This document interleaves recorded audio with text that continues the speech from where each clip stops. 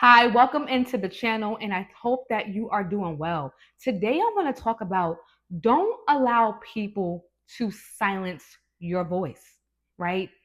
And this video is for women that have been through something very traumatic, right? Especially during childhood or just young adult, right?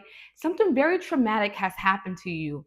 And in families, right? Especially in our community, but in communities in general, we like to protect the victimizer and make them the victim, right? And especially if it's somebody that people look up to in the family, or it could be a boyfriend, a husband, whatever, whoever, a wife, whoever it was. We like to protect the person that was inflicting pain and make the people who actually suffered be quiet, right? Because we don't want to be looked upon as, oh, we don't have it all together, or oh, it's a shame on me. I dropped the ball. So now please don't talk about it because it's going to make me look bad. Listen, if somebody did something to you that severely affected you, whether it was physical abuse, verbal abuse, if it was, sexual abuse, then you have the right to speak on that and speak up and tell whoever you need to tell without feeling like you're in the wrong, right? Because this makes us suffer inside. And then as a result, you will learn how to silence your voice when you are going through something, and you will end up suffering quietly, right? And we all know that going through something like abuse silently, it really affects your mental. Not only does it affect your mental, it affects your physical body. It can cause you to have all types of sicknesses and diseases, right? It can also cause you to be very insecure in areas because somebody has done something to you, and now you have to just pick up the pieces and go on like nothing happened. And I want to let you know that you don't have to do that, right? And you don't have to protect anybody. It is not your job to protect somebody who hurt you, right? And especially if it's when you were a child, right? It was your parents' job to protect you. And I get it, right? We can't play the blame game. Every parent is supposed to protect their child to the best of their ability. Yes, things do happen to where, maybe you did not notice it, but don't ever allow somebody to make it seem like you were the problem and that you should not tell on a certain family member or friend of the family or someone that's close to the family because you're going to bring shame and dishonor. No, that person brought shame and dishonor on themselves.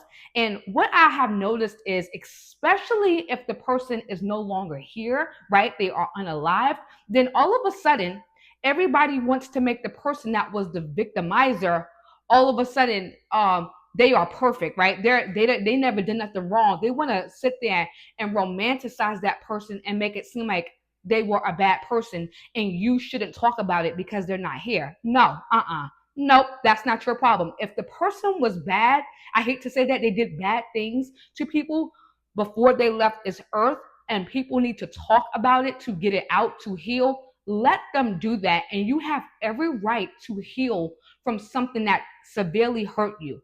And as a woman that understands sexual abuse, right, how it really plays a lot on your psyche, how it makes you feel uncovered, how it makes you feel like, what did I do to deserve this, right?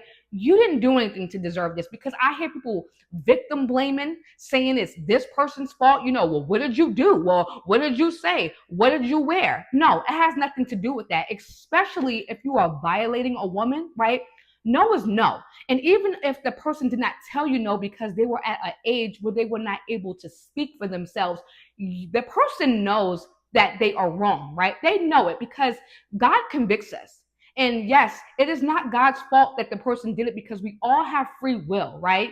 So I don't want you to be mad with God, but I want you to heal through this thing and not have to hide anymore, not have to feel ashamed of what somebody did to you. And because family members don't want to deal with it because it hurts, right? Because when you expose a secret like that you've been holding for a long time, it does hurt the family, right? And a lot of times they want to be seen as, well, it wasn't on my watch, or I don't want everybody to know that happened on my watch. So let's just pretend like it didn't happen and sweep it under the rug.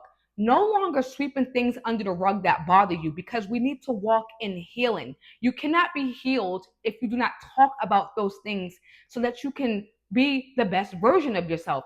And healing sometimes is different for others. Sometimes it's just talking to somebody that you can confide in, right? So that way you can get it out.